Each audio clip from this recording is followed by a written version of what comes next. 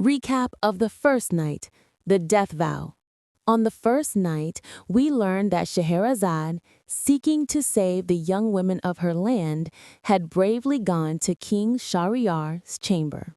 By employing the clever strategy of having her sister, Dunyazad, present, she earned the opportunity to begin a tale that would ultimately determine her fate. The story of the second night, the merchant and the Ifrit. Scheherazade, calm and with an enchanting voice, began her narration.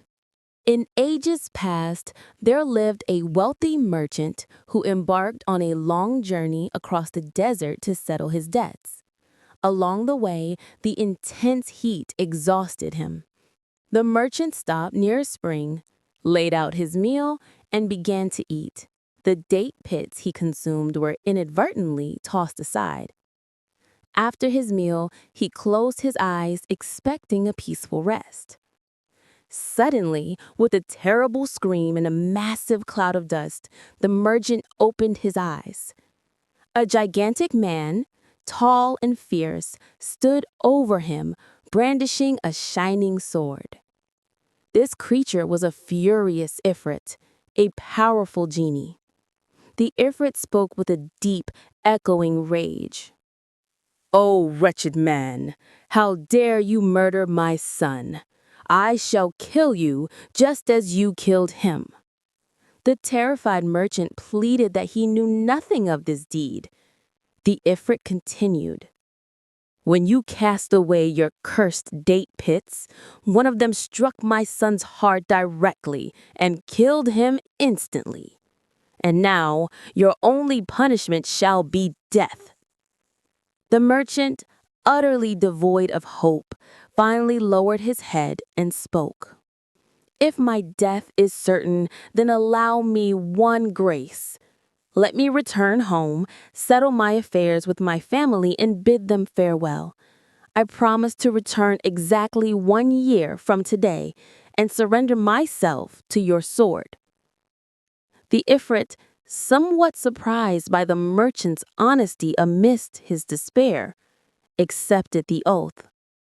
Now, the merchant has returned to his city, but all year long he is tormented by guilt and fear.